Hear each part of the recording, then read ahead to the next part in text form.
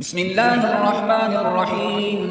الحمد لله الذي أنزل على عبده الكتاب ولم يجعل له عوجا قيما لينذر بأسا شديدا من لدنه ويبشر المؤمنين الذين يعملون الصالحات أن لهم أجرا حسنا ماكثين فيه أبدا وينذر الذين قالوا اتخذ الله ولدا ما لهم به من علم ولا لآبائهم كبرت كلمة تخرج من أفواههم إن يقولون إلا كذبا فلعلك باخع نفسك على آثارهم إن لم يؤمنوا بهذا الحديث أسفا إنا جعلنا ما على الأرض زينة لها لنبلوهم أيهم أحسن عملا وإنا لجاعلون ما عليها صعيدا جرزا أم حسبت أن أصحاب الكهف والرقيم كانوا من آياتنا عجبا إذ أوى الفتية إلى الكهف فقالوا ربنا آتنا من لدنك رحمة وهيئ لنا من أمرنا رشدا فضربنا على آذانهم في الكهف سنين عددا ثم بعثناهم لنعلم أي الحزبين أحصى لما لبثوا أمدا نحن نقص عليك نبأهم بالحق إنهم فتية آمنوا بربهم وزدناهم هدى وربطنا على قلوبهم إذ قاموا فقالوا ربنا رب السماوات والأرض لن ندعو من دونه إلها لقد قلنا إذا شططا هؤلاء قوم اتخذوا من دونه آلهة لولا يأتون عليهم بسلطان بين فمن أظلم ممن افترى على الله كذبا وإذ اعتزلتموهم وما يعبدون إلا الله فأووا إلى الكهف ينشر لكم ربكم من رحمته ويهيئ لكم من أمركم مرفقا وترى الشمس إذا طلعت تزاور عن كهفهم ذات اليمين وإذا غربت تقرضهم ذات الشمال وهم في فجوة منه ذلك من آيات الله من يهد الله فهو المهتد ومن يضلل فلن تجد له وليا مرشدا وتحسبهم أيقاظا وهم رقود ونقلبهم ذات اليمين وذات الشمال وكلبهم باسط ذراعيه بالوصيد لو اطلعت عليهم لوليت منهم فرارا ولملئت منهم رعبا وكذلك بعثناهم ليتساءلوا بينهم قال قائل منهم كم لبثتم قالوا لبثنا يوما أو بعض يوم قالوا ربكم أعلم بما لبثتم فبعثوا أحدكم بورقكم هذه إلى المدينة فلينظر أيها أزكى طعاما فليأتكم برزق منه وليتلطف ولا يشعرن بكم أحدا إنهم إن يظهروا عليكم يرجوكم أو يعيدوكم في ملتهم ولن تفلحوا إذا أبدا وكذلك أعثرنا عليهم ليعلموا أن وعد الله حق وأن الساعة لا ريب فيها إذ يتنازعون بينهم أمرهم فقالوا بنوا عليهم بنيانا ربهم أعلم بهم قال الذين غلبوا على أمرهم لنتخذن عليهم مسجدا سيقولون ثلاثة رابعهم كلبهم ويقولون خمسة سادسهم كلبهم رجما بالغيب ويقولون سبعة وثامنهم كلبهم قل ربي أعلم بعدتهم ما يعلمهم إلا قليل فلا تمار فيهم إلا مراء ظاهرا ولا تستفت فيهم منهم أحدا ولا تقولن لشيء إني فاعل ذلك غدا إلا أن يشاء الله واذكر ربك إذا نسيت وقل عسى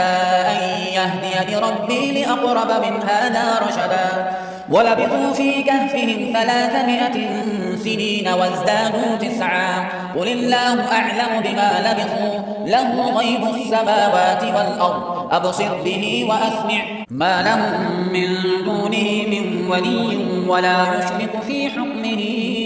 أحدا واتل ما أوحي إليك من كتاب ربك لا مبدل لكلماته ولن تجد من دونه ملتحدا واصبر نفسك مع الذين يدعون ربهم بالغداة والعشي يريدون وجهه ولا تعد عيناك عنهم تريد زينة الحياة الدنيا ولا تطع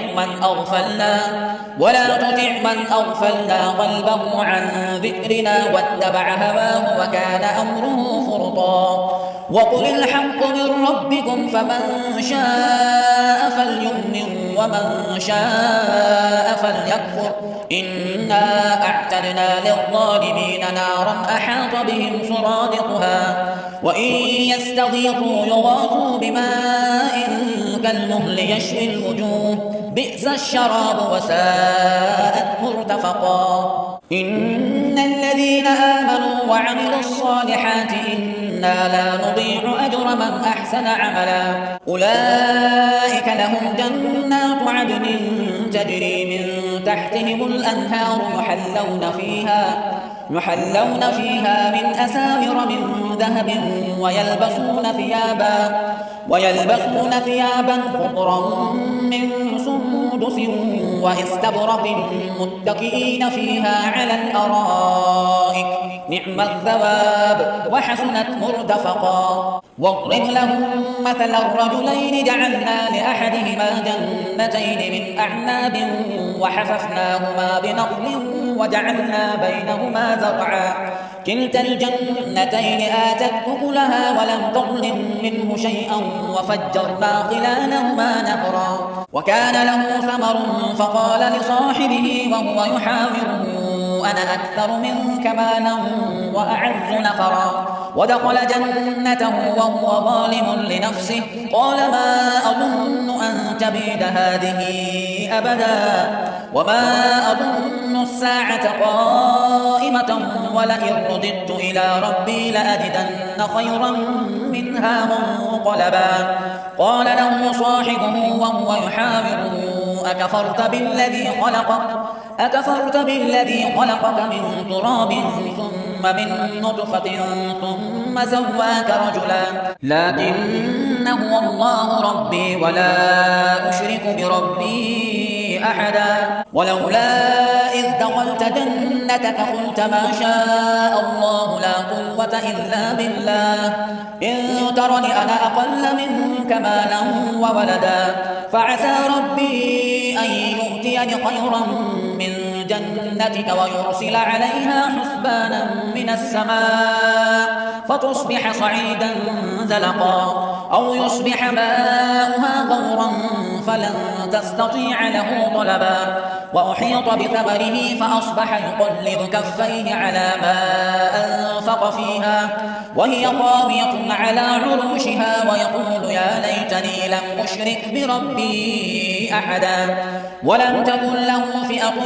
ينصرونه من دون الله وما كان منتصرا هنالك الولاية لله الحق هو خير ثوابا وخير عقبا واضرب لهم مثل الحياة الدنيا كماء إن أنزلناه من السماء فاختلط به نبات الأرض فأصبح هشيما تذروه الرياح وكان الله على كل شيء مقتدرا المال والبنون زينة الحياة الدنيا والباقيات الصالحات خير عند ربك ثوابا وخير أملا ويوم نسير الجبال وترى الأرض بارزة وحشرناهم فلم نغادر منهم أحدا وعرضوا على ربك صفا لقد جئتمونا كما خلقناكم أول مرة كما خلقناكم أول مرة بل زعمتم أن لن نجعل لكم موعدا ووضع الكتاب فترى المجرمين مشفقين مما فيه ويقولون يا ويلتنا ما لهذا الكتاب لا يغادر صغيرة ولا كبيرة إلا أحصاها ووجدوا ما عملوا حاضرا ولا يظلم ربك أحدا وإذ قلنا للملائكة اسجدوا لآدم فسجدوا إلا إبليس كان من الجن ففسق عن أمر ربه أفتتخذونه وذريته أولياء من دوني وهم لكم عدو بئس للظالمين بدلا ما أشهدتهم خلق السماوات والأرض ولا خلق أنفسهم وما كنت متخذ المضلين عضدا ويوم يقول نادوا شركائي الذين زعمتم فدعوهم فلم يستجيبوا لهم وجعلنا بينهم موبقا ورأى المجرمون النار فظنوا أنهم مواقعوها ولم يجدوا عنها مصرفا ولقد صرفنا في هذا القرآن للناس من كل مثل وكان الإنسان أكثر شيء جدلا وما منع الناس أن يؤمنوا إذ جاءهم الهدى ويستغفروا ربهم إلا أن تأتيهم سنة الأولين أو يأتيهم العذاب قبلا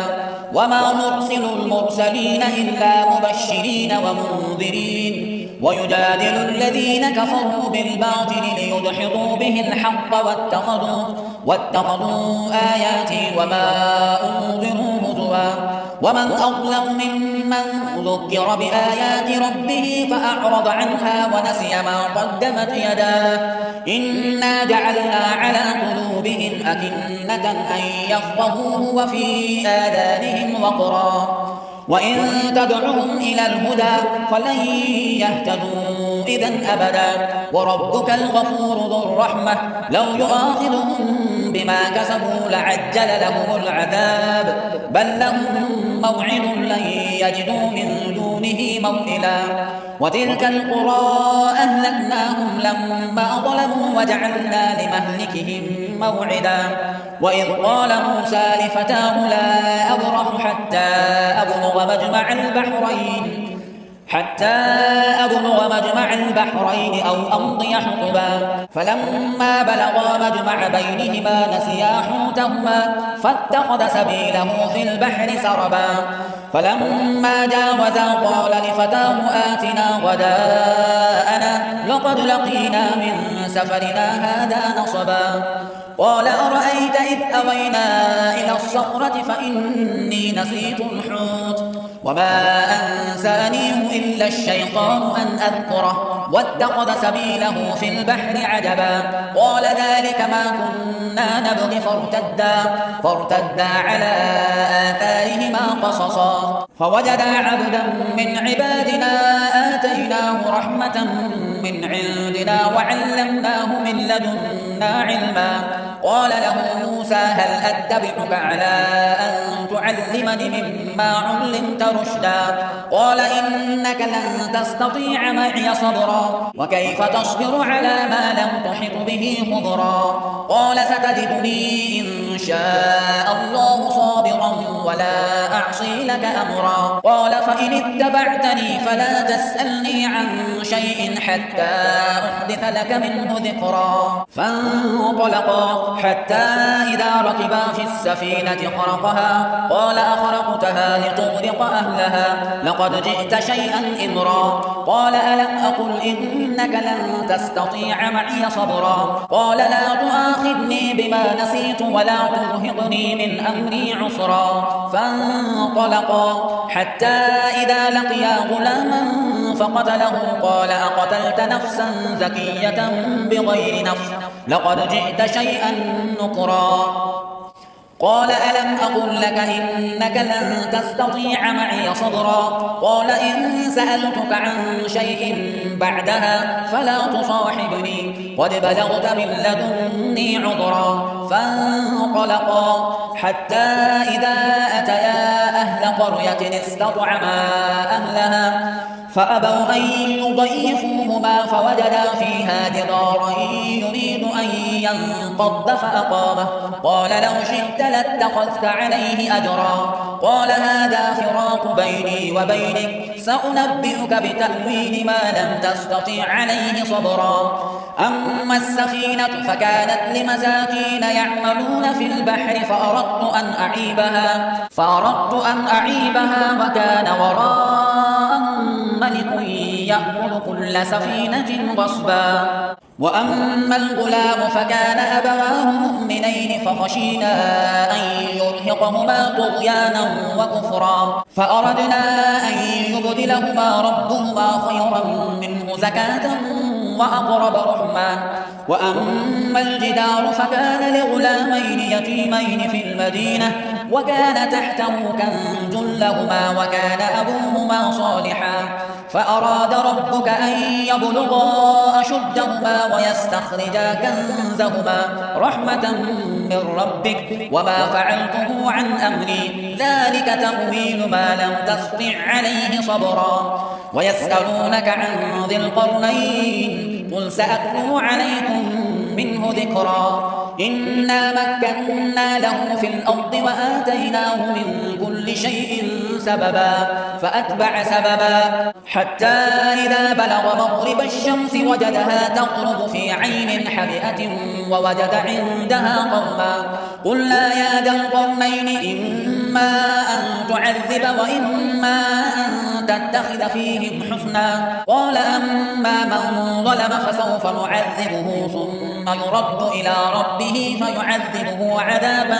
نكرا وأما من آمن وعمل صالحا فله جزاء الحسنى وسنقول له من أمرنا يسرا ثم أتبع سببا حتى إذا بلغ مطلع الشمس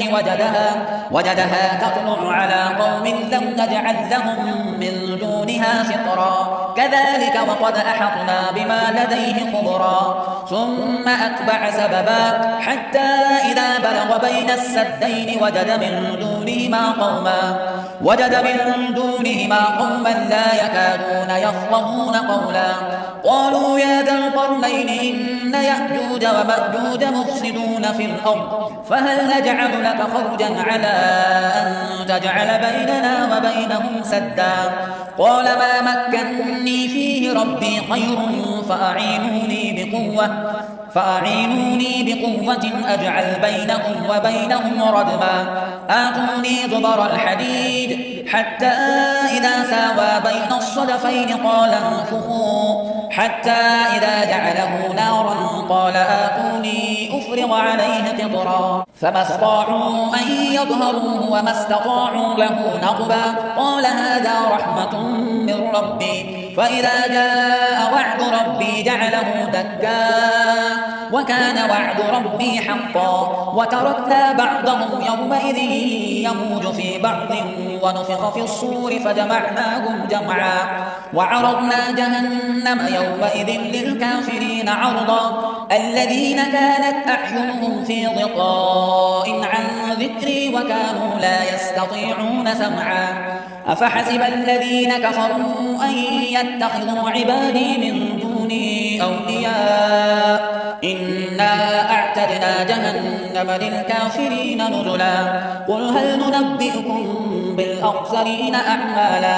الذين ضل سعيهم في الحياة الدنيا وهم يحسبون أنهم يحسنون صنعا أولئك الذين كفروا بآيات ربهم ولقائه فحبطت أعمالهم فلا نقيم لهم يوم القيامة وزنا ذلك جزاؤهم جهنم بما كفروا واتخذوا آياتي ورسلي هزوا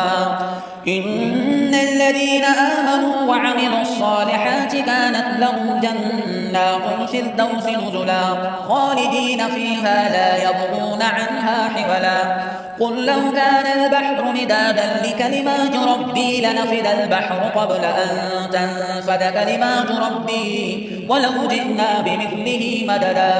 قل إنما أنا بشر مثلكم يوحى إلي أنما إلهكم إله واحد فمن كان يرجو لقاء ربه فليعمل عملا صالحا ولا يشرك بعبادة ربه أحدا.